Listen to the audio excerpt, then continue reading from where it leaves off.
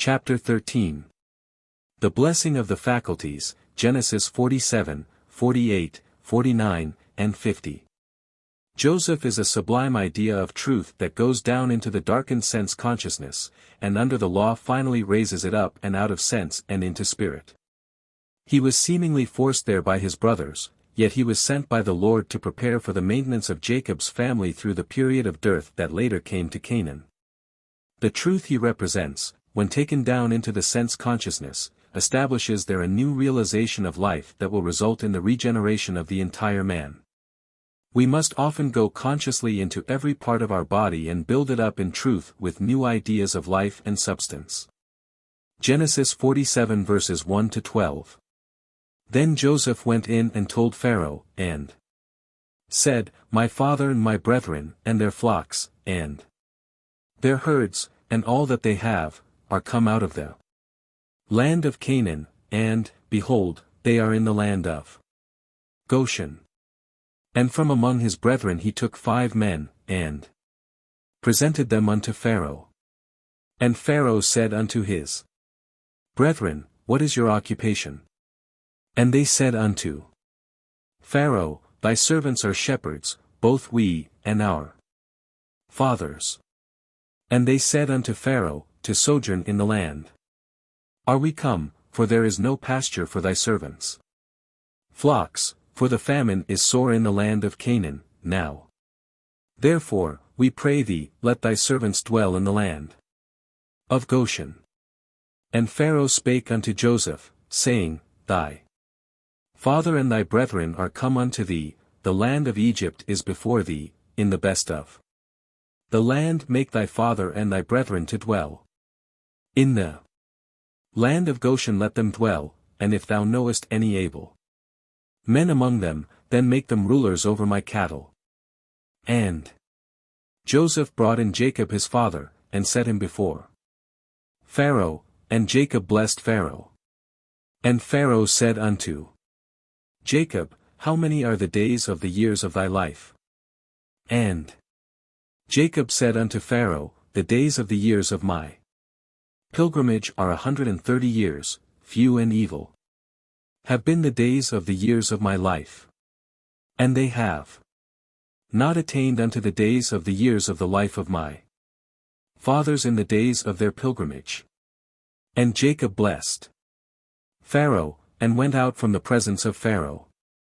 And Joseph placed his father and his brethren, and gave them a possession in the land of Egypt, in the best of the land, in the land of Ramesses, as Pharaoh had commanded.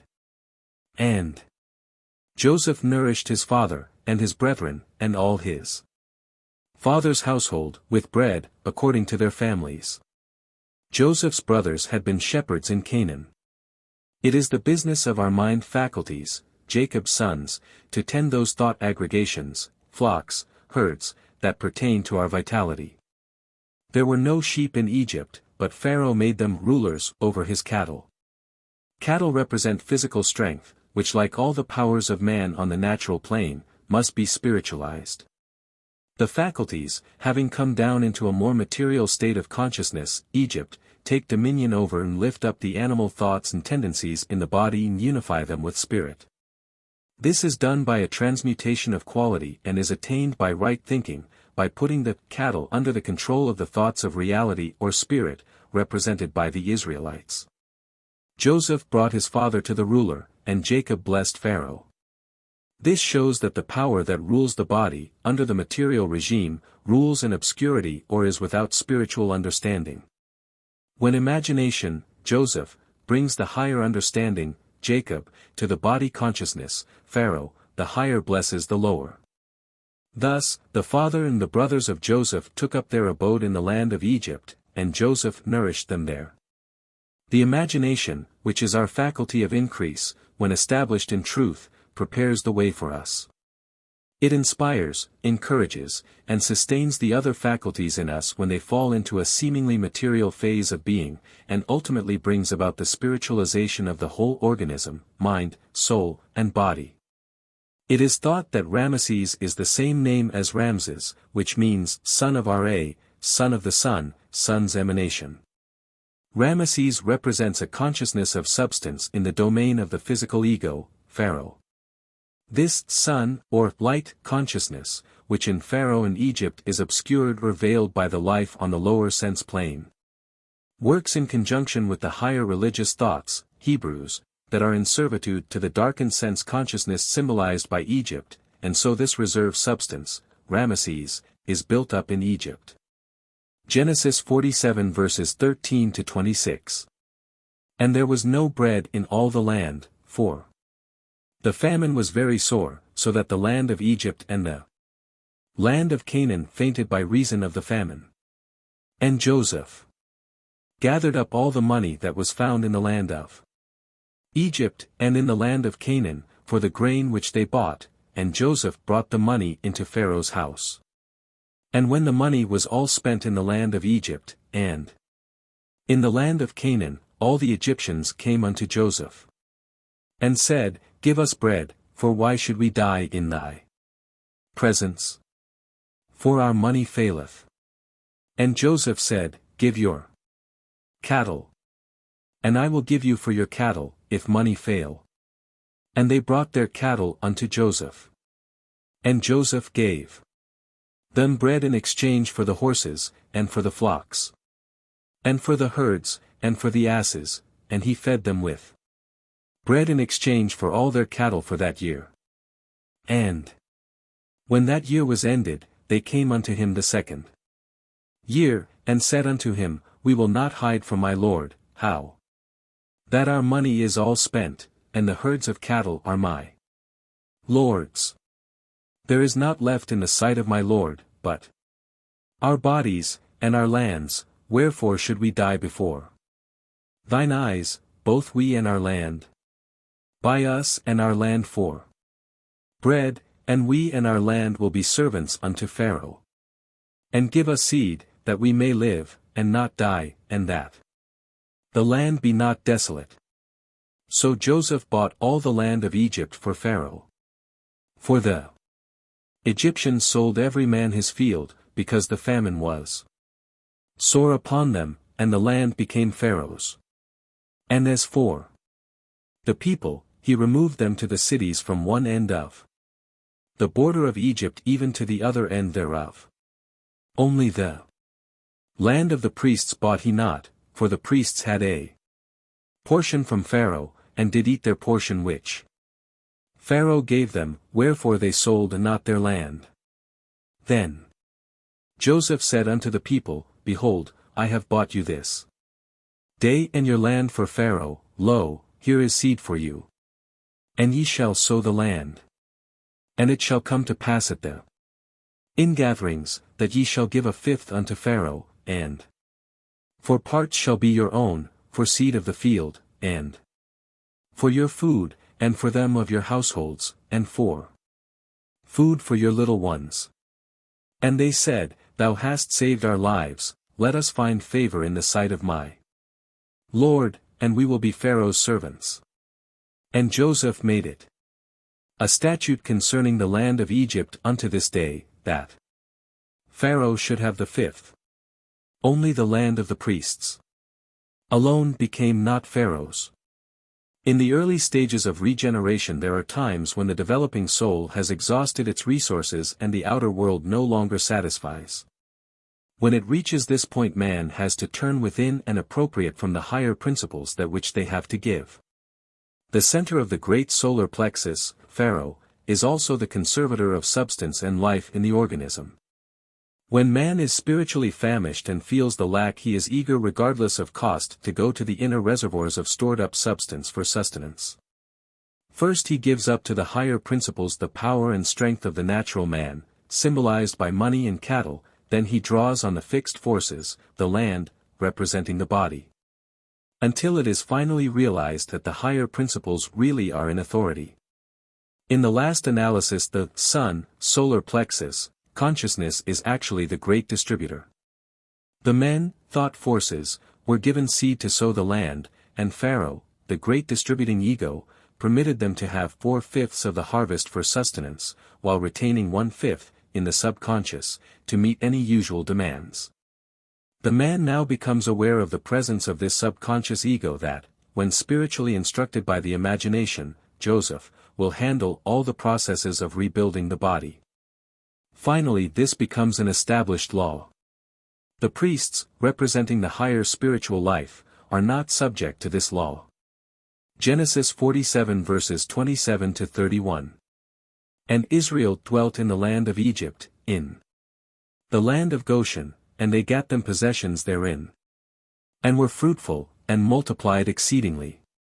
And Jacob lived in the land of Egypt 17 years, so the days of Jacob, the years of his life, were 147 years. And the time drew near that Israel must die. And he called his son Joseph, and said unto him, If now I have found favor in thy sight, put, I pray thee, thy hand under my thigh, and deal kindly and truly with me, bury me not, I pray thee, in Egypt. But when I sleep with my fathers, thou shalt carry me out of Egypt, and bury me in their burying place. And he said, I will do as thou hast said.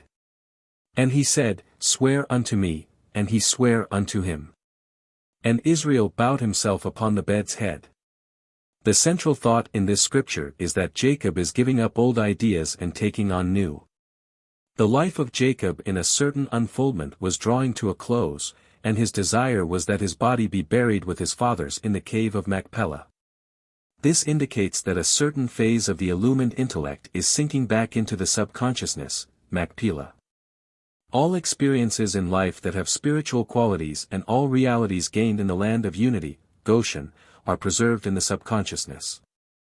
Joseph's placing his hand under the thigh of Jacob symbolizes the truth that the illumined intellect needs the encouragement and support and power of the imagination in order to effect spiritually the change that is about to take place. When this is granted, Jacob bows down in gratitude and thanksgiving to the Holy One and rests in the realization that all is well. And Israel bowed himself upon the bed's head. Jacob's age is significant. The number 7 symbolizes fullness in the world of phenomena. It is so universally used as a mystical number that its basis must be in some fundamental arrangement of the natural world. For significance of the oath, see interpretation of Gen. 24:9. Genesis 48 verses 1 to 4. And it came to pass after these things, that one said to Joseph, Behold, thy father is sick, and he took with him his 2 sons, Manasseh and Ephraim. And one told Jacob, and said, Behold, thy son Joseph cometh unto thee. And Israel strengthened himself, and sat upon the bed. And Jacob said unto Joseph, God Almighty appeared unto me at Luz in the land of Canaan, and blessed me, and said unto me, Behold, I will make thee fruitful, and multiply thee. And I will make of thee a company of peoples. And will give this land to thy seed after thee for an everlasting possession. In this scripture the I am functioning in the illumined intellect, Jacob, is taking cognizance of its abilities and possessions before it sinks back into the subconsciousness for a season of rest. The I am faculty of imagination, Joseph, is quick to discern what is taking place and brings the will and the understanding, the yes and the no of the mind, Ephraim and Manasseh, to the I am for a final blessing. The will and the understanding are the powers that say yes and no to your thoughts. The Lord had blessed Jacob, the I am, at Luz. One interpretation of Luz is separation, but under the light of spirit we find that that which we conceive to be apart from God, Luz, is in truth his abode, Bethel, house of God. Therefore this Luz state of consciousness belongs eternally to the I am, and its faculties will, Ephraim, and understanding, Manasseh, which faculties are to multiply and bring forth fruit exceedingly. Genesis 48 verses 5 and 6. And now thy 2 sons, who were born unto thee in the land of Egypt before I came unto thee into Egypt, are mine, Ephraim and Manasseh, even as Reuben and Simeon shall be mine. And thy issue, that thou begettest after them, shall be thine. They shall be called after the name of their brethren in their inheritance. The I am, Jacob, here claims Joseph's two sons Ephraim and Manasseh, fruit of the imagination, as his own. The primal faculties of will, Ephraim, and understanding, Manasseh, or of affirmation and denial now come under the dominion of the I am, symbolized by Jacob. The secondary issues come under the imagination, Joseph. Genesis 48 verse 7. And as for me, when I came from Paddan, Rachel died by me in the land of Canaan in the way, when there was still some distance to come unto Ephrath, and I buried her there in the way to Ephrath, the same is Bethlehem. When an important ego is about to change its plane of expression, a memory of past experiences, especially of those which are dear to the heart, flashes into the mind. Spiritually, that which is good in the experiences is retained and that which is not good is cast aside. In soul consciousness the soul intuitively rejects the error and claims the good. It is an occasion where denial and affirmation play an important part. Jacob had been on his way from Paddan, a place of substance in the consciousness and body organism of the individual, and was yet some distance from Ephrath, realization of abundance. That is, the illumined I am, Jacob, had been passing from a lower plane of substance to a higher plane. During this period of transition the consciousness of love for material substance, Rachel, died, or sank back into the subconscious, there to become the foundation of a more spiritual love. Now through introspection Jacob was eliminating the error and affirming the good. Genesis 48 verses 8 to 22. And Israel beheld Joseph's sons, and said, Who are these? And Joseph said unto his father, They are my sons, whom God hath given me here. And he said, Bring them, I pray thee, unto me, and I will bless them. Now the eyes of Israel were dim for age, so that he could not see. And he brought them near unto him, and he kissed them, and embraced them. And Israel said unto Joseph, I had not thought to see thy face, and, lo, God hath let me see thy seed also. And Joseph brought them out from between his knees, and he bowed himself with his face to the earth. And Joseph took them both, Ephraim in his right hand toward Israel's left hand, and Manasseh in his left hand toward Israel's right hand, and brought them near unto him. And Israel stretched out his right hand, and laid it upon Ephraim's head, who was the younger, and his left hand upon Manasseh's head, guiding his hands wittingly, for Manasseh was the firstborn. And he blessed Joseph, and said, The God before whom my fathers Abraham and Isaac did walk, the God who hath fed me all my life long unto this day, the angel who hath redeemed me from all evil, bless the lads. And let my name be named on them, and the name of my fathers Abraham and Isaac, and let them grow into a multitude in the midst of the earth. And when Joseph saw that his father laid his right hand upon the head of Ephraim, it displeased him, and he held up his father's hand, to remove it from Ephraim's head unto Manasseh's head.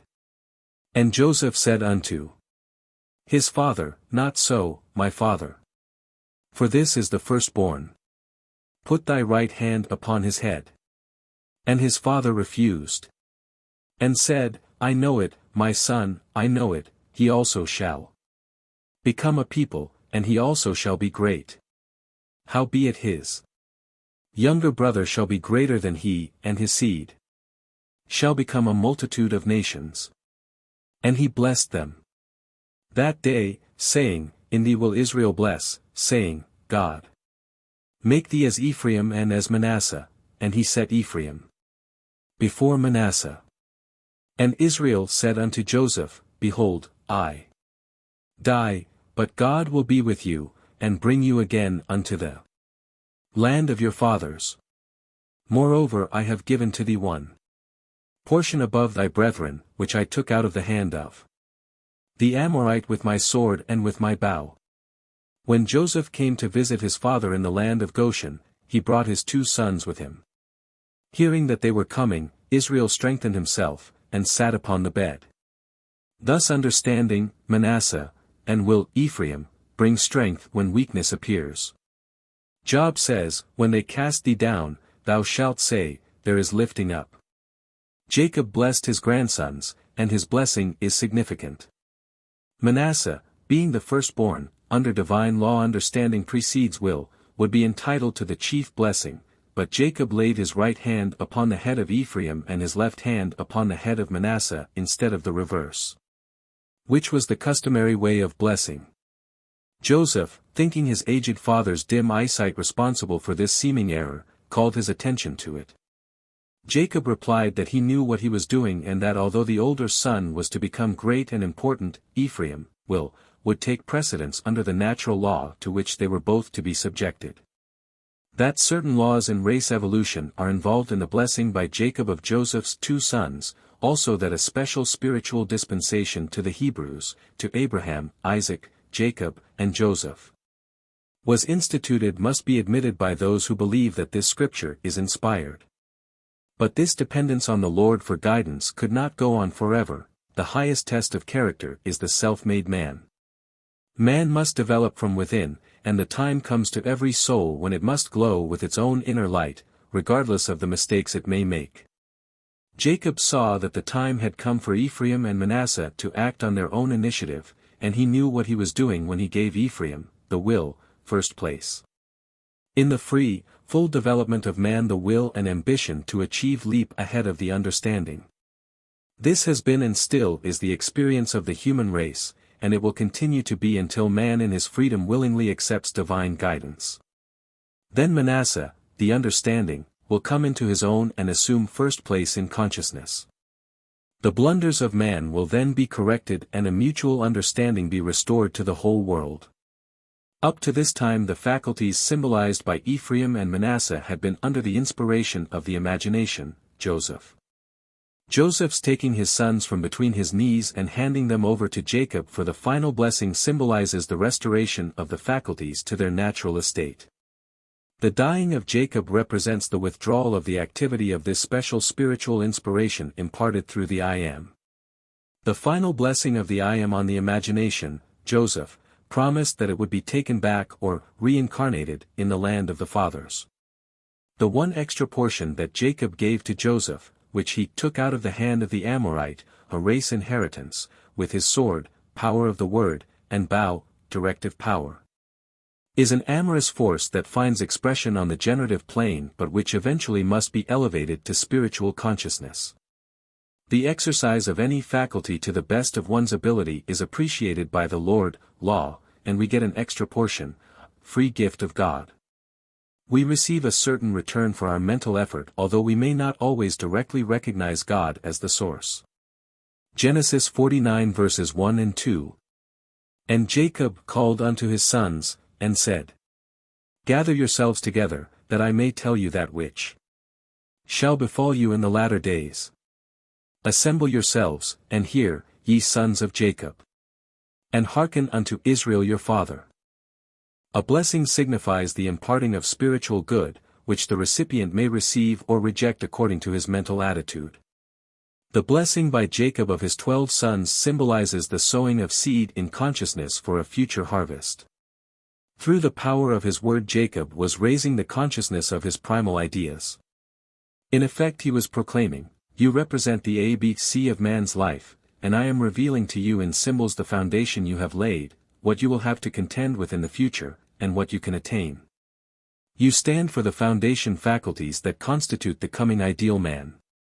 The true seed idea of this ideal man is implanted within each of you and will eventually become manifest. This process of manifestation covers your history up to the time of the appearance of the man that God imaged in the beginning, even Jesus Christ. Genesis 49 verses 3 and 4. Reuben, thou art my firstborn, my might, and the beginning of my strength. The preeminence of dignity, and the preeminence of power. Boiling over as water, thou shalt not have the preeminence. Because thou wentest up to thy father's bed. Then defilest thou it, he went up to my couch. Reuben, the firstborn, symbolizes the faith of man in his ability as expressed through his animal nature. Here we see the vigor and vitality of the functioning of man's elemental life, which boils over, as water, loses command. Reuben is represented as the natural man giving way to his passions and appetites before he has developed spiritual mastery. Genesis 49 verses 5 and 7. Simeon and Levi are brethren. Weapons of violence are their swords. O my soul, come not thou into their council. Unto their assembly, my glory, be not thou united. For in their anger they slew a man. And in their self-will they hawked an ox. Cursed be their anger, for it was fierce. And their wrath, for it was cruel. I will divide them in Jacob. And scatter them in Israel. Simeon represents receptivity, feeling, and Levi love, sensation. The faculties of feeling and sensation in human consciousness have been debased on the mortal plane. Simeon, the obedient one who is easily influenced, falls under the sway of physical sensation. In Simeon and Levi we also have an exhibition of animal love and of its vengefulness as exemplified in their treacherous attempt to right the wrong committed against their sister Dinah. Genesis 49 verses 8 to 12. Judah, thee shall thy brethren praise. Thy hand shall be on the neck of thine enemies. Thy father's sons shall bow down before thee. Judah is a lion's whelp.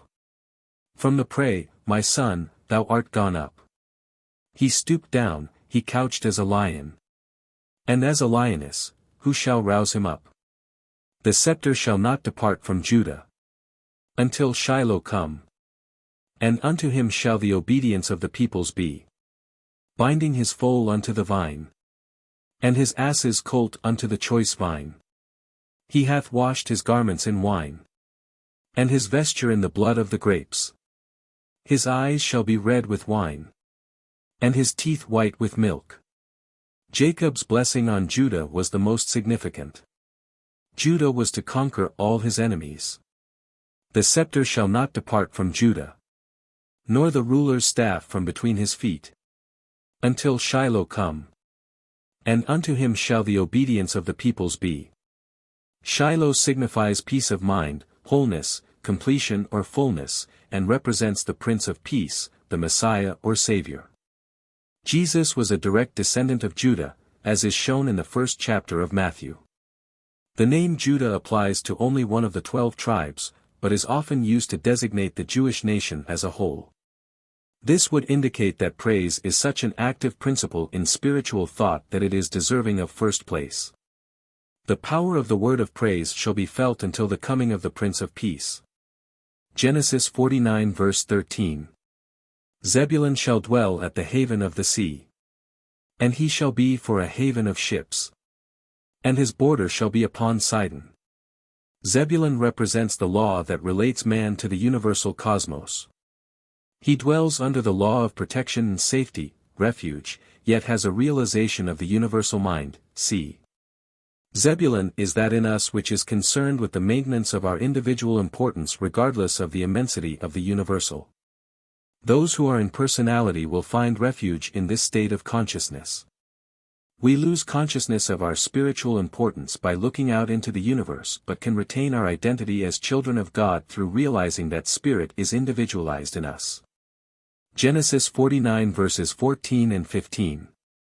Issachar is a strong ass, couching down between the sheepfolds. And he saw a resting place that it was good, and the land that it was pleasant. And he bowed his shoulder to bear, and became a servant under taskwork. Issachar symbolizes the inner latent powers in man. He represents that side of the natural man which accepts conditions as they appear to be and bears the burdens of life without question, as exemplified by the patient ass. Genesis 49 verses 16 to 18. Dan shall judge his people. As one of the tribes of Israel. Dan shall be a serpent in the way. An adder in the path. That biteth the horse's heels. So that his rider falleth backward. I have waited for thy salvation, O Jehovah. Dan represents discrimination or judgment, a choosing between good and evil. The serpent is used as a symbol of subtlety. Now the serpent was more subtle than any beast of the field. Jesus advised his followers to be wise as serpents and harmless as doves. Sensation rushes through the organism like a racehorse, but judgment bites at the heels to restrain the headlong flight. Genesis 49 verse 19. Gad, a troop shall press upon him. But he shall press upon their heel.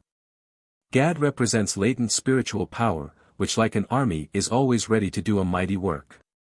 Science tells of an omnipresent ether that presses upon us in the invisible from every direction.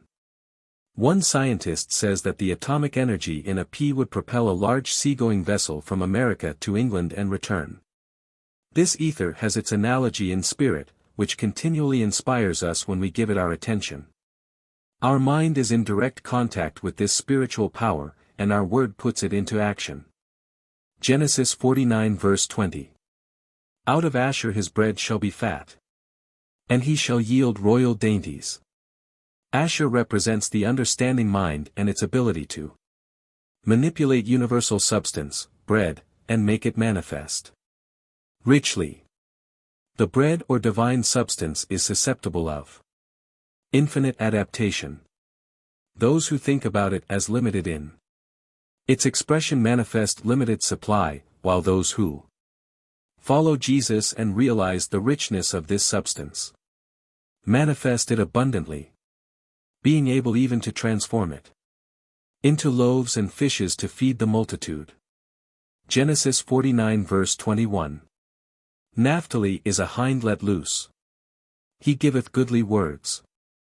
The Hebrew meaning of the name Naphtali is, my wrestling, wrestling of Jehovah. Naphtali represents the activity of strength in man's consciousness. Jacob's blessing on Naphtali was that he might have the strength and speed of the deer and the power of the word to increase strength. Genesis 49 verses 22 to 26. Joseph is a fruitful bough. A fruitful bough by a fountain. His branches run over the wall. The archers have sorely grieved him, and shot at him, and persecuted him. But his bough abode in strength. And the arms of his hands were made strong by the hands of the mighty one of Jacob. From thence is the shepherd, the stone of Israel. Even by the God of thy father, who shall help thee. And by the Almighty, who shall bless thee. With blessings of heaven above. Blessings of the deep that coucheth beneath. Blessings of the breasts, and of the womb. The blessings of thy father have prevailed above the blessings of my progenitors. Unto the utmost bound of the everlasting hills. They shall be on the head of Joseph. And on the crown of the head of him that was separated from his brethren. Joseph, representing the imagination, is at all times very close to divine inspiration. If man would curb his will and keep it in abeyance, he would not imagine vain things. Notwithstanding the destructive power of the personal will, archers, with which he is associated, his directive power is victorious. Joseph's persecution and sale into Egypt by his willful brothers and his demonstration of superiority to his fate illustrate the victory of an inspired imagination. The whole story of Joseph is an example of the successful functioning of man's imaging faculty when he keeps contact with Jehovah. Genesis 49 verses 27 and 28. Benjamin is a wolf that raveneth. In the morning he shall devour the prey. And at even he shall divide the spoil. All these are the 12 tribes of Israel, and this is it. That their father spake unto them and blessed them. Every one according to his blessing he blessed them. Benjamin, faith, in his hunger after righteousness is compared to a famished wolf. In the morning or beginning he appropriates understanding to the full, which he divides or imparts freely at the evening or end of the period. Genesis 49 verses 29 to 33. And he charged them, and said unto them, I am to be gathered unto my people, bury me with my fathers. In the cave that is in the field of Ephron the Hittite, in the cave that is in the field of Machpelah, which is before Mamre, in the land of Canaan. which Abraham bought with the field from Ephron the Hittite for a possession of a burying place. There they buried Abraham and Sarah his wife, there they buried Isaac and Rebekah his wife, and there I buried Leah the field. And the cave that is therein, which was purchased from the children of Heth. And when Jacob made an end of charging his sons, he gathered up his feet into the bed, and yielded up the ghost, and was gathered unto his people. In the scripture allegories, the various individuals represent the different phases of character through which one man passes in his spiritual unfoldment. As these follow in a series, gradually reaching greater heights, the old phases of character are left behind to be replaced by new ones. Thus the biblical characters are said to die and to be gathered unto their fathers. Tennyson was inspired to express a great truth, as poets often are, when he wrote, "Men may rise on stepping stones of their dead selves to higher things." So each of the great Bible personalities is gradually replaced in the mind of him who is in the narrow way. When a great change takes place, some old phase of consciousness has lost its hold, and we read that Jacob or Joseph or another character dies. This does not mean that there has been any loss or that anything has gone away, but that certain states of mind have fulfilled their regenerative work and have been succeeded by others. For Ephron, Machpelah, and Mamre see interpretation of Gen. 23:3-20. Genesis 50 verses 1-13. And Joseph fell upon his father's face, and wept upon him, and kissed him. And Joseph commanded his servants the physicians to embalm his father, and the physicians embalmed Israel. And 40 days were fulfilled for him, for so are fulfilled the days of embalming, and the Egyptians wept for him 60 days. And when the days of weeping for him were past, Joseph spake unto the house of Pharaoh, saying, If now I have found favor in your eyes, speak, I pray you, in the ears of Pharaoh, saying, My father made me swear, saying, Lo, I die, in my grave which I have digged for me in the land of Canaan, there shalt thou bury me. Now therefore let me go up, I pray thee, and bury my father, and I will come again. And Pharaoh said, Go up, and bury thy father, according as he made thee swear. And Joseph went up to bury his father. And with him went up all the servants of Pharaoh, the elders of his house, and all the elders of the land of Egypt, and all the house of Joseph, and his brethren, and his father's house, only their little ones, and their flocks, and their herds. They left in the land of Goshen. And there went up with him both chariots and horsemen, and it was a very great company. And they came to the threshing floor of Atad, which is beyond the Jordan, and there they lamented with a very great and sore lamentation. And he made a mourning for his father 7 days. And when the inhabitants of the land, the Canaanites, saw the mourning in the floor of Atad, they said, This is a grievous mourning to the Egyptians, wherefore the name of it was called Abel Mizraim, which is beyond the Jordan. And his sons did unto him according as he commanded them, for his sons carried him into the land of Canaan, and buried him in the cave of the field of Machpelah, which Abraham bought with the field, for a possession of a burying place of Ephron the Hittite, before Mamre. Whenever the I am withdraws, no matter in what state of consciousness it has been functioning, there is a great shock to the soul, and all the forces of the natural man are filled with grief and consternation. And he made a mourning for his father 7 days. The imagination, Joseph, favorite faculty, son, of the illumined intellect, Jacob, mourned greatly, not fully understanding that the withdrawal of the I am eventually would culminate in good. The name Atad means, bramble, thornbush, a thorn. It was on the threshing floor of Atad that Joseph and his brethren mourned 7 days for their father Jacob. A threshing floor may be thought of as a place of judgment or separation, of letting go of that which is no longer needful to be expressed in consciousness. Atad represents the belief that vexations, trials, and sorrows are real. It is this unredeemed thought or belief in man that causes him to experience deep grief and tribulation at giving up his personal hold on old ideas and objects which are due to be released from his mind and affairs.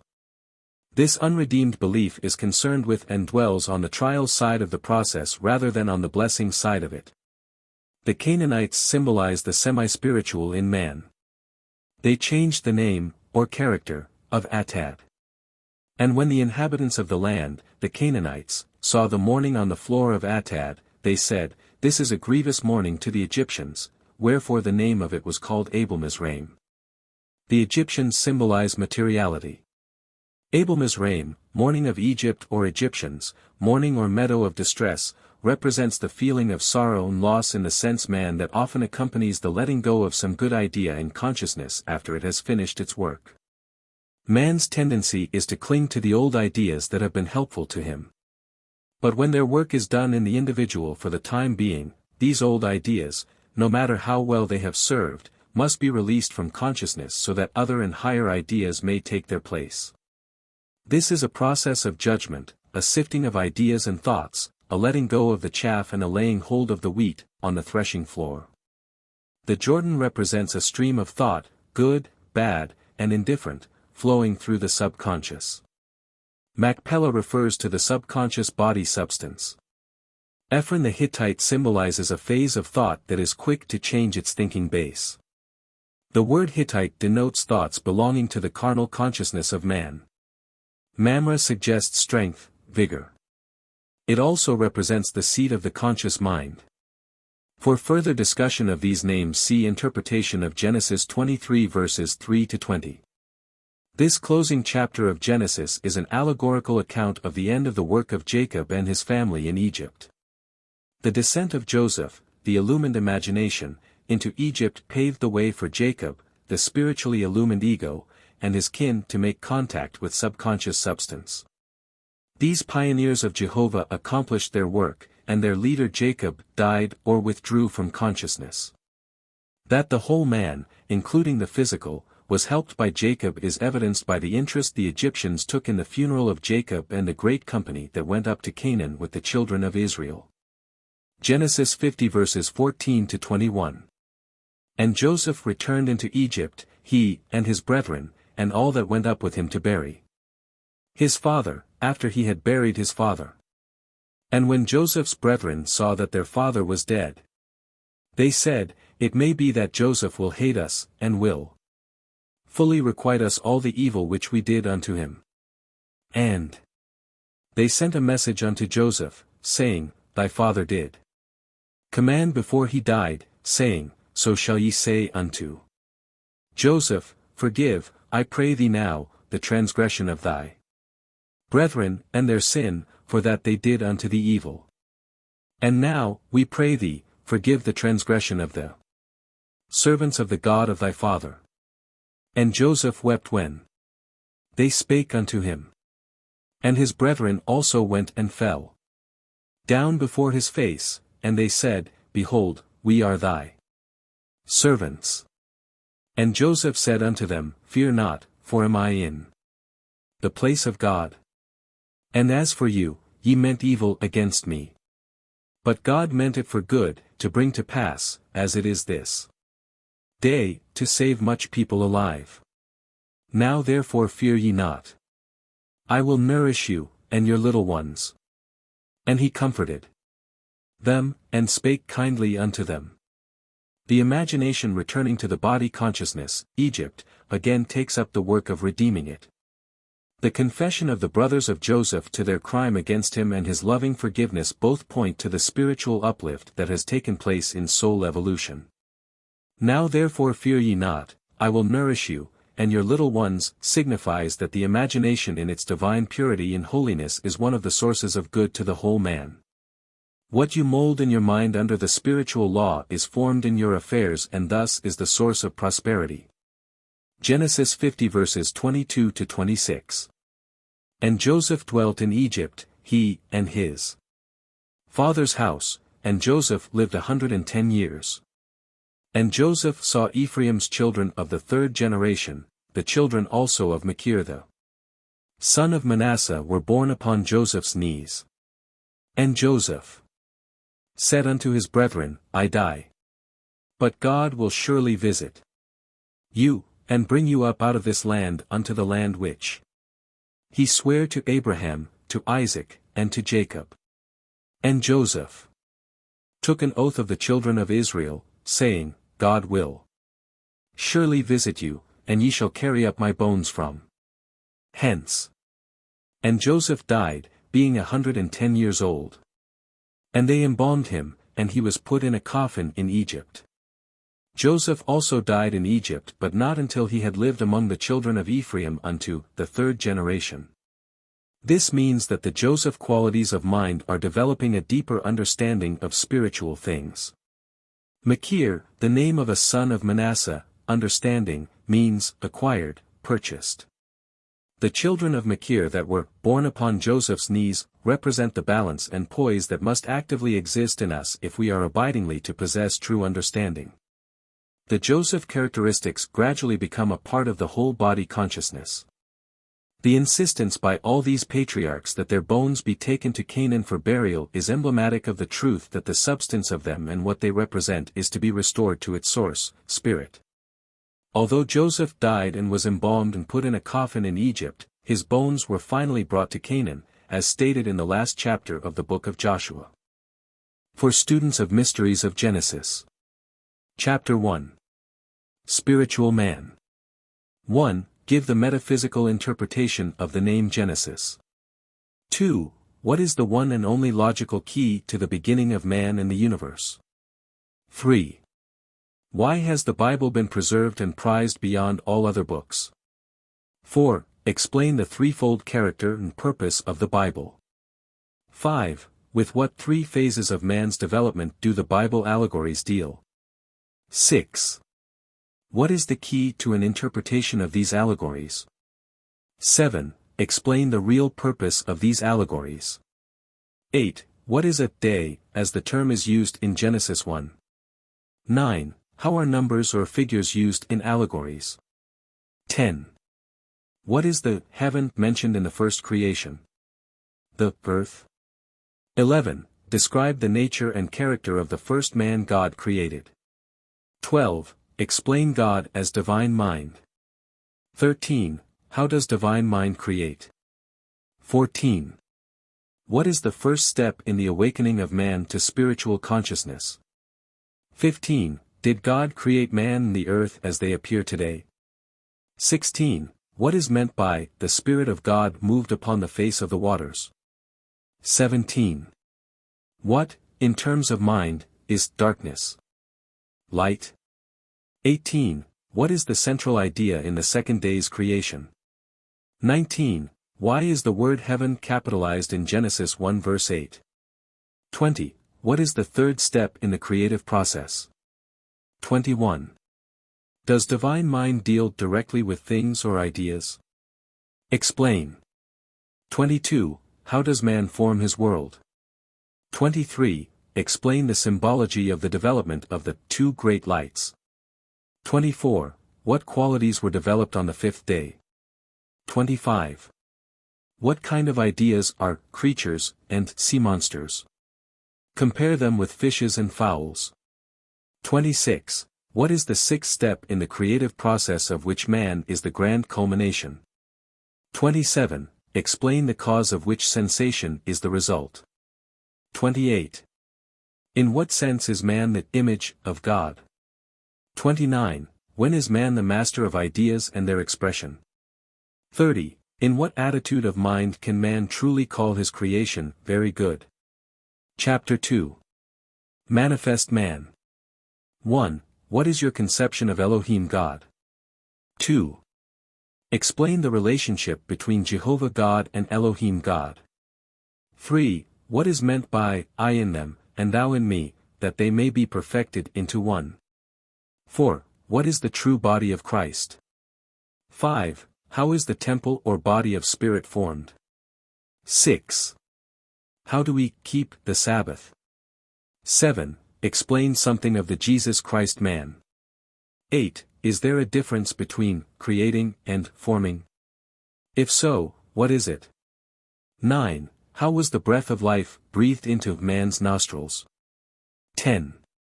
Was the giving of life a single, complete act, or is it a continuous process? 11. Metaphysically, what does the Garden of Eden represent? 12. Symbolically, what does eastward mean? 13. What is the tree of life in the midst of the garden? 14. What is the tree of the knowledge of good and evil? 15. Give the metaphysical interpretation of river.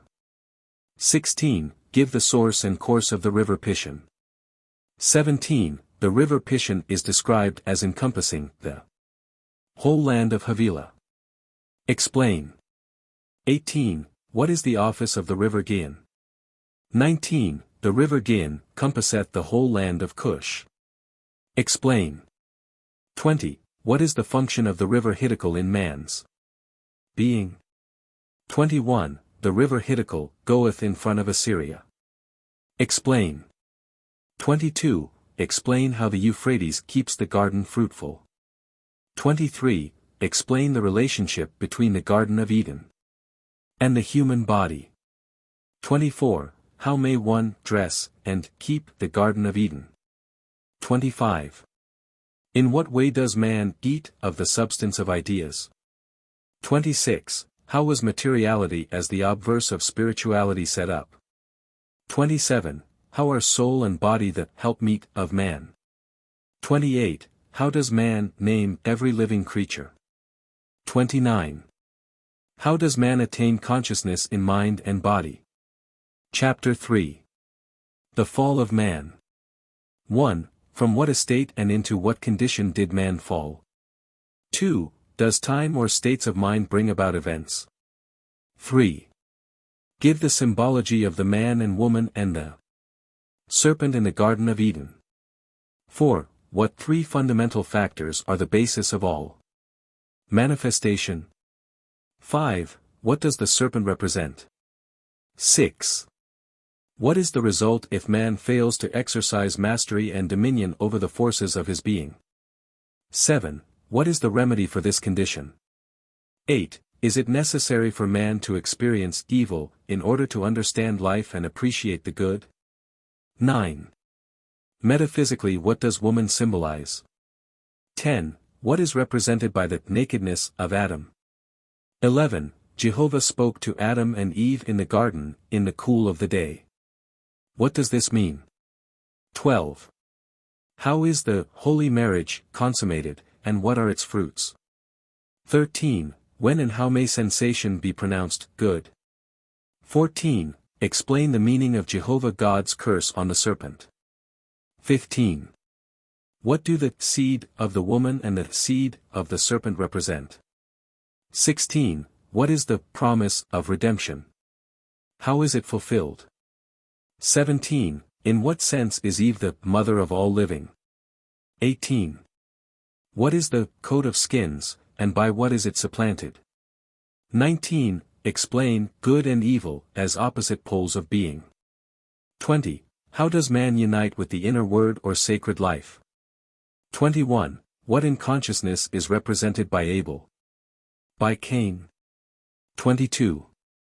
How do we offer up sacrifices? 23. What action is indicated by Cain's slaying of Abel?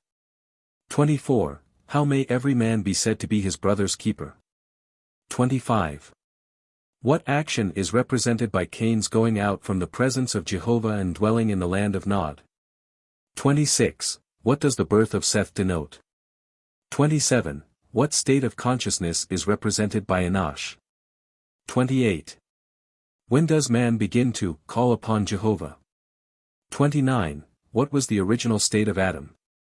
How did he fall from this estate? 30. How does man form an Adamic consciousness? 31. Give the method used to lift up the Adam man. Chapter 4.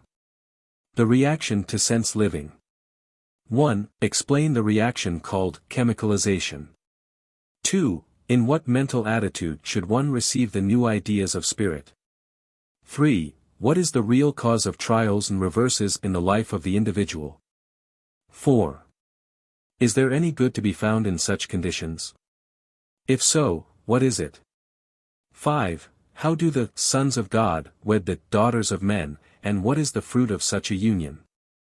6. What is the reaction to living in sense consciousness? 7. What is represented by Lamech and by Noah, and what is their metaphysical relationship?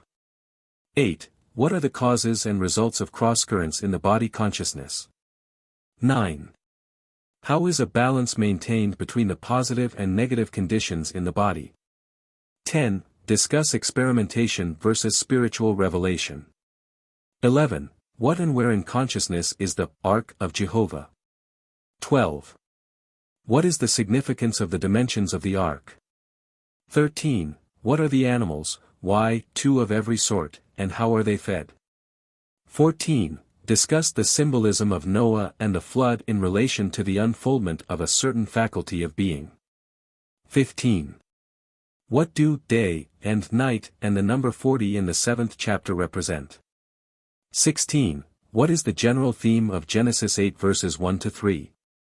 17. What does Mount Ararat symbolize? 18. Noah first sent out the raven, then the dove, in search of dry land. Explain. 19. What is the metaphysical significance of the altar as used by Noah in Genesis 8 verse 20? What and how do we sacrifice? 20. Of what does the flood cleanse man? 21.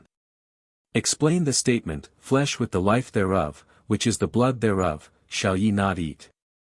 22. Once the consciousness has been cleansed and man has awakened to his spiritual nature, how is he saved?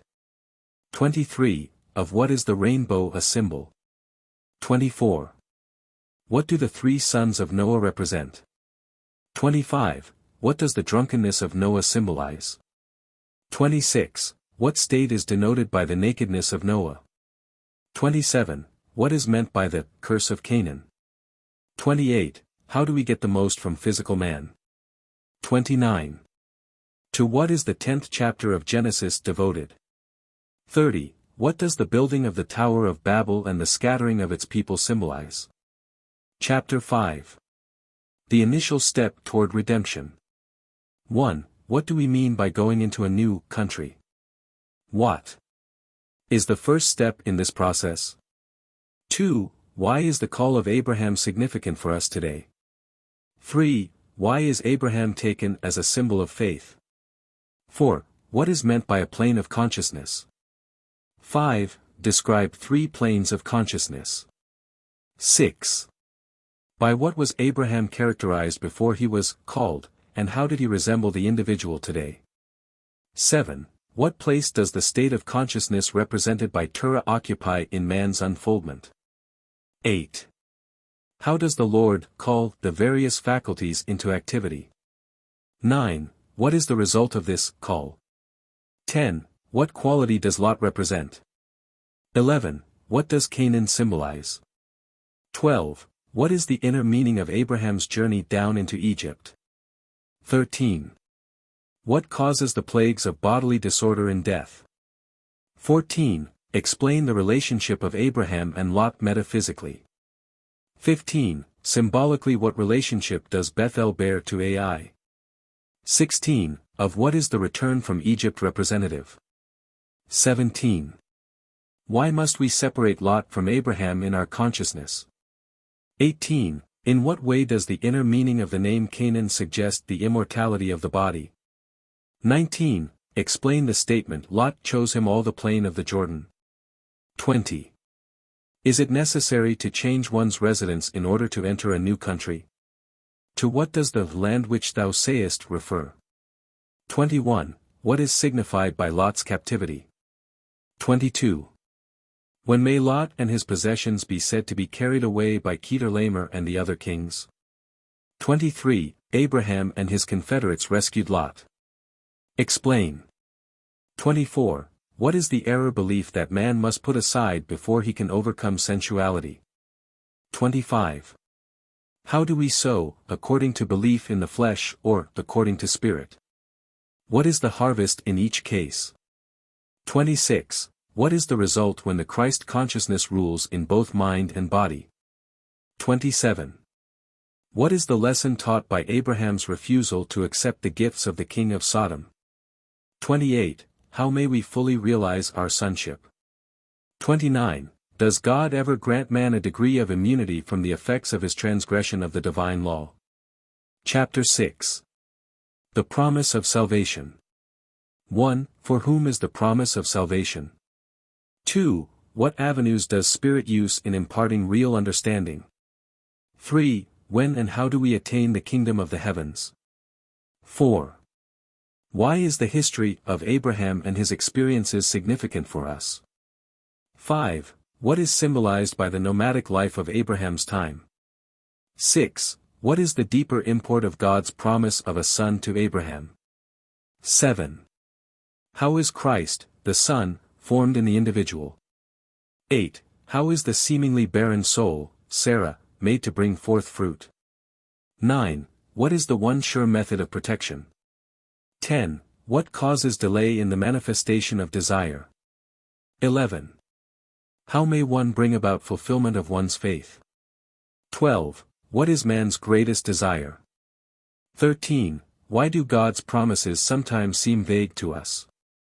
14. In what way can we cooperate with God in bringing about their fulfillment? 15. Why is the power of the will important in the management of one's body? 16. Give a brief interpretation of Abraham's vision when he fell into a deep sleep. 17. What does Hagar represent in man? 18. What is the significance of the contention between Sarah and Hagar? 19. Why was Ishmael not recognized by Jehovah as an heir of the promise? 20. What does Bir Lahai-Roi represent? 21. Explain God as El Shaddai. 22. What new name is given to one who overcomes sense consciousness, that is, what name is on your white stone? 23. Does the second appearance of Jehovah to Abraham have any spiritual import for us? The third appearance. 24. What does the promised land symbolize? 25. Metaphysically explain circumcision. Toward what is it the first step? 26. What does Sarah represent? 27. Does God hear the outer man of flesh as well as the inner man of spirit? Explain. 28. In what way is our religion based on practical principles? 29. When did God's triune nature become known to Abraham? 30. How is a new state of consciousness produced? 31. Why does the Abraham of our consciousness plead for Sodom and Gomorrah? 32. What do the incidents, men, and places in Abraham's life represent? Chapter 7. The fruits of faith. 1. Why did Jehovah appear to Lot as 2 angels instead of 3, as he had appeared to Abraham? 2. Lot escaped to the little city of Zor. What does this mean? 3. Metaphysically, how do you account for the destruction of Sodom and Gomorrah? 4. Is anything ever really destroyed? What is the change that takes place in it? 5. What states of consciousness are represented by Moab and Ben-Ami? 6. How is faith developed in the spiritually awakening individual? 7. When faith makes union with the unregenerate will, what is the result? 8. How is one to avoid plagues during the process of transmutation? 9. Why was the birth of Isaac delayed so long? 10. How is Christ formed in the individual? 11. In what way are joy and laughter helpful in soul unfoldment? 12. How is the conviction established of the presence of divine substance within? 13. In what way are Ishmael and Isaac opposed to each other? 14. How are these 2 phases of mind harmonized? 15. What is the result of disregard of divine law? 16. What is denoted by the banishment of Hagar and her son? 17. Explain the relationship between faith and will as illustrated by Abraham and Abimelech.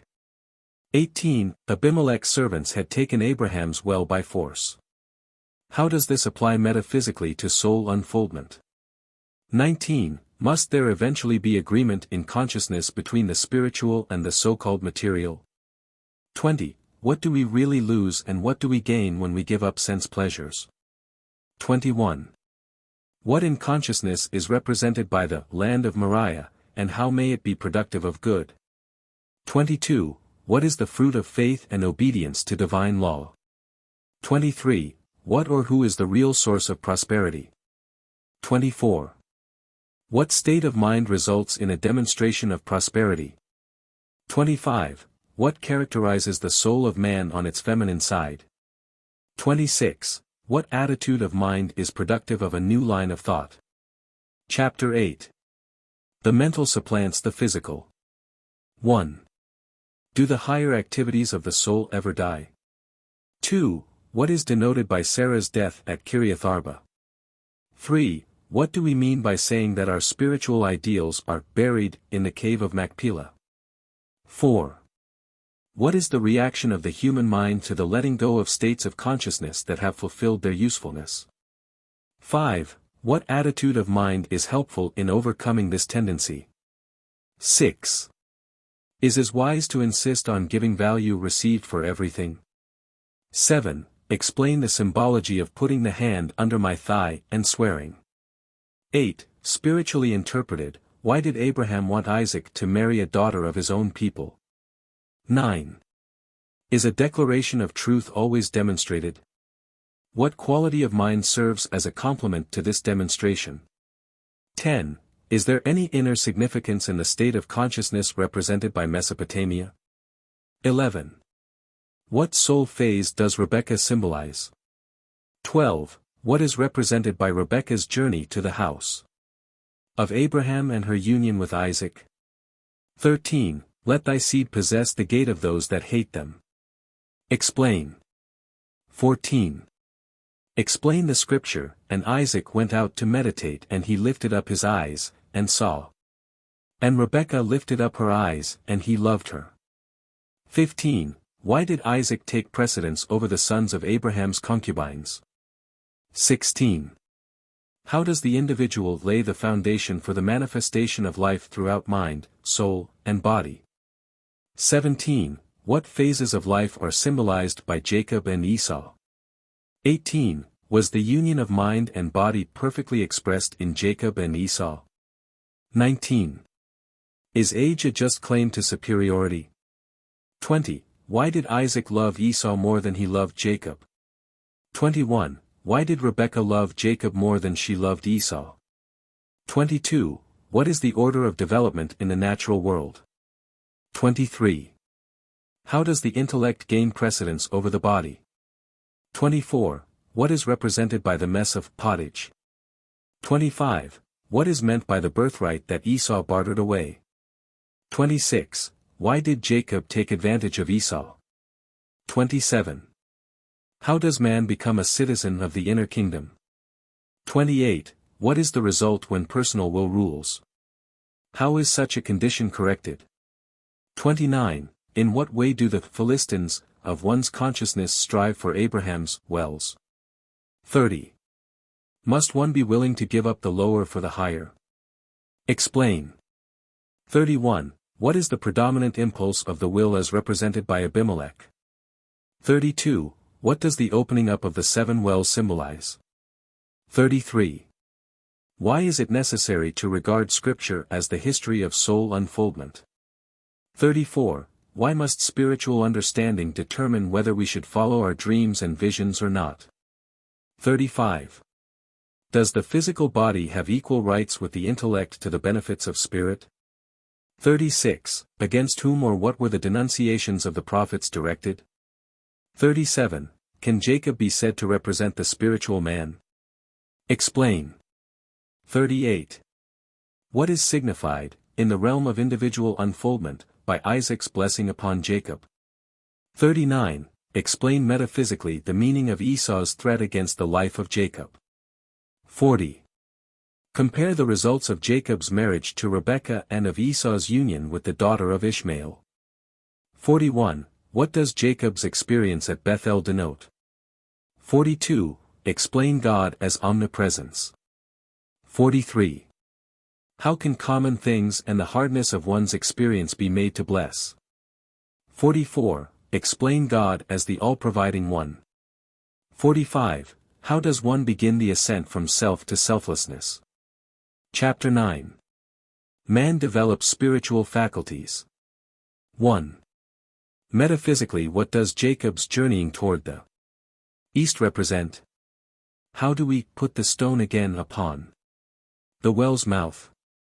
2. What effect does unselfish love have on soul unfoldment? 3. What relationship among certain phases of the soul is symbolized by Jacob's love for Rachel and Leah? 4. What is the first faculty brought forth in man's spiritual development? 5. What must be our attitude of mind before our good can come to us? 6. What office does the love faculty perform? 7. Why do we regard praise as an increasing faculty? 8. Explain the relationship between Rachel and Bilhah. What is the fruit of receptivity? 9. What plane of mental evolution is especially portrayed by Jacob's sons? 10. On what planes do the faculties of man evolve? How is the divine man developed? 11. How does man attain power over his thoughts and ideas?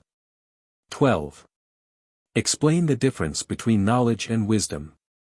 13. To what faculty is zeal most closely related? 14. What phases of soul do Leah and Rachel represent? 15. Why is it profitable to cultivate the faculty of order? 16. Is the state of consciousness represented by Haran one to be desired? If so, why? 17. To what quality do we attribute Jacob's rapid increase in possessions? How can we use this quality in our own unfoldment? 18. Under what circumstances does the law of equilibrium adjust all conditions? 19. In what way was Jacob superior to others of the same stock, and what effect did this superiority have on his associates? 20. Jehovah appeared to Jacob in a dream and told him to leave Haran. What does this reveal when considered in relation to spiritual growth? 21. Explain the statement, I am the God of Bethel, where thou anointedst a pillar, where thou vowedst a vow unto me. 22. When permitted, what effect does spirit have on one's power of judgment? 23. Is there a higher source of supply than that symbolized by the teraphim? Explain. 24. What is the true bread of life? 25. Give the meaning of the name Mizpah and its metaphysical interpretation. 26. What does the name Galeed mean, and what does it signify? Chapter 10. The spiritual gains precedence of the mental. 1. What was the host after which Jacob named the place called Mahanaim? 2. Does the river Jordan perform an important work in consciousness? 3. Explain something of the equalizing process that takes place between soul and body. Why is such a process necessary? 4. What is symbolized by Jacob's fear of meeting Esau? 5. What is the strong man with which the intellect must struggle for control of the body? 6. Through what physical avenue does the mind control the body? 7. Explain the reaction that is indicated by Jacob's thigh being out of joint. 8. Why was Jacob's name changed to Israel? 9. Under what circumstances is the intellect willing to make amends to the body? 10. How can one change the body? Explain. 11. Explain the statement, I have seen God face to face. 12. In what order does the mind project its thoughts toward the body? 13. Why must man give his body place as a divine creation? 14. What benefit does man derive when mind and body work in unison? What are the children of the mind? 15. Why must the mind penetrate into body consciousness? 16. What do booths or tents represent as compared with permanent houses? When will the abiding spiritual body come into manifestation? 17. Explain the effect of the power of love on the overcoming of self. 18. Is the battle of Jehovah a war? Does the Lord fight ignorance or evil? 19. When the mind of the flesh is given up, what replaces it? 20. Is the intuition of the natural man a true guide to spirituality? Why? 21. What is the purpose of the illumined intellects penetrating into materiality? 22. What is the result when intuitional natural judgment is united with sense? 23. How can the individual erase thoughts of revenge from his consciousness? What state of mind supersedes it? 24. God commanded Jacob to arise and go unto Bethel. What does this mean? 25. Why did Jacob change the name of Bethel to El Bethel? 26. What does the death of Deborah represent? 27. What state of consciousness does Ephrath symbolize? 28. Explain metaphysically the death of Rachel and the birth of Benjamin. 29. What soul activity is indicated by Jacob spreading his tent beyond Eder? 30. What does Reuben's union with Bilhah denote? Chapter 11. Joseph, a type of the Christ. 1. Explain the part imagination plays in manifestation. 2. Compare Joseph's coat with the seamless garment of Jesus. 3. Where is the home of the imagination? 4. Should one take one's dreams literally? Explain. 5. What may result from uncontrolled activity of the imagination? How is control obtained? 6. Why did Jacob send Joseph down into Shechem? 7. What is represented by Gilead? By the Ishmaelites? By the Midianites? 8. What is symbolized by Joseph's being sold as a slave down in Egypt by his brothers? 9. How can such a situation be made to bless one? 10. What is the secret of Joseph's success even in slavery? 11. Can the imagination ever be wholly overcome by error if one is faithful to high ideals? 12. What is the status of the imagination on the intellectual plane? 13. Has modern civilization profited by the imagination? 14. What is the significance of the dipping of Joseph's coat in blood? 15. Why is an attitude of praise helpful? 16. Through what part of the physical organism is praise expressed? 17. Explain some of the phases through which man passes on his journey from sense to spirit. 18. How does one come into the estate of the Jesus Christ man? 19. What pattern does the imagination follow in forming substance? 20. What is the first duty of the imagination? 21. Why is it so important to realize and be always conscious of the unity of spirit, soul, and body? 22. What is the true nature and function of the solar plexus? 23. How does Joseph's experience and conduct reveal a sure way to success? 24. Explain the statement, Joseph was comely, and well-favored. 25. What is the symbology of Joseph's imprisonment? 26. What is the fruit of faithfulness? 27. What subconscious activities are represented by the chief baker and chief butler? 28. Explain the influence imagination has upon life and substance. 29. Why is truth revealed in dreams and visions? 30. How does one, unclothed, dreams of their forms? 31. What lies back of the forms in visions and dreams? 32. What is one sure proof that one is receptive to spirit? 33. Explain what things are. 34. Why must will and understanding be dominant factors in soul development? 35. In what way was Asenath a complement to Joseph? 36. Why is Manasseh said to represent the faculty of understanding? 37. Why is Ephraim said to represent the will? 38. Describe the benefits derived from the use of denial and affirmation. 39. When does the spiritually awakening man experience an increase of physical vitality? 40. Explain the 7 fat and 7 lean years in terms of the increase and decrease in physical vitality. 41. How can the life energy be conserved? Chapter 12. The I Am and its faculties in the body. 1. How does one effect a reunion of mind and body with the faculties? 2. Where does one find the substance required to sustain the whole man? 3. Explain substance as symbolized by Canaan and Egypt. 4. How does the mind form soul and body? 5. What causes famine in the body consciousness? 6. Why is the way of the transgressor hard? 7. What is meant by the Israelites being the chosen of God?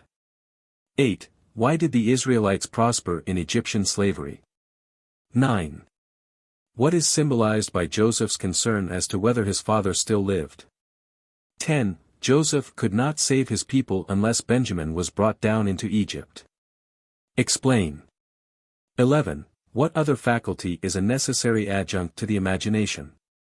12. Explain the command, give, and it shall be given unto you. 13. Why are the other faculties treated as spies? 14. What does Jacob's grieving at the loss of his sons represent?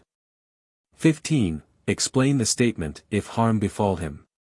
Then will ye bring down my gray hairs with sorrow to Sheol. 16. What is the key that opens the door to the storehouse of substance? 17. What is meant by, the blessing of Jehovah, it maketh rich? 18. Should Joseph's reunion with Benjamin be regarded as purely historical? Explain. 19. What significance do we attribute to the movements of mind described in Genesis 43 verses 16 to 34? 20. What is the significance of Joseph's having his cup put into Benjamin's sack? 21. What is true repentance, and what follows it? 22. Do all things work together for good to them that love God? Explain. 23. Joseph's people dwelt in the land of Goshen. What does this mean? 24. What change must take place before we can truly unify ourselves with truth? 25. Pharaoh joyfully welcomed Joseph's kindred. Interpret. 26. What activity is represented by Jacob's journey to Beersheba? 27. What is symbolized by the wives, children, goods, and flocks of the Israelites, and by their descending in a body into Egypt? Chapter 13. The blessing of the faculties. 1. Explain some of the duties of our mind faculties toward our vital forces. 2. How are these duties fulfilled? 3. Why is Jacob's blessing on Pharaoh significant? 4. How does the Joseph of our consciousness nourish the other faculties? 5. What is the next step after the developing soul has exhausted its resources? 6. What is the routine followed when man taps the inner reservoir of stored-up substance? 7. What is the central thought in Genesis 47 verses 27 to 31? 8. Metaphysically interpreted, what does Jacob's desire at this time represent? 9. Explain the statement, and Israel bowed himself upon the bed's head. 10. Describe the yes and no powers of the mind. 11. What is implied by Jacob's action in claiming Joseph's 2 sons as his own? 12. Why are denial and affirmation so important in our choice of thoughts to entertain? 13. Explain the transition of love from a lower to a higher plane. 14. In what way are understanding and will useful when weakness appears? 15. Under divine law, what is the order of development of understanding and will? 16. What is the order of development under natural law? Explain. 17. Unless man accepts divine guidance in unfolding his faculties, what is the result? 18. How does understanding as represented by Manasseh come into its rightful heritage? 19. What is the final blessing of the I am upon the imagination? 20. In what way does the Lord reward a person for exercising his faculties to the best of his ability? 2l. What does a blessing signify? 22. Does the blessing by Jacob of his 12 sons have any significance for our own unfoldment? 23. Why did Jacob give his highest blessing to Judah? 24. How can we retain our identity as children of God? 25. Through what means does one put one's latent spiritual powers into action? 26. Does loss occur to the individual when his thought forces are said to die? 27. What causes man to grieve at giving up his personal hold on old ideas and objects? 28. Explain how one sifts ideas and thoughts. 29. In what way is the descent of imagination into the subconscious helpful to the illumined ego? Is the physical man also blessed? 30. Explain the promise, fear ye not, I will nourish you, and your little ones. 31. What is meant by Joseph seeing Ephraim's children of the third generation? 32. What does the removal of the patriarch's bones from Egypt to Canaan represent?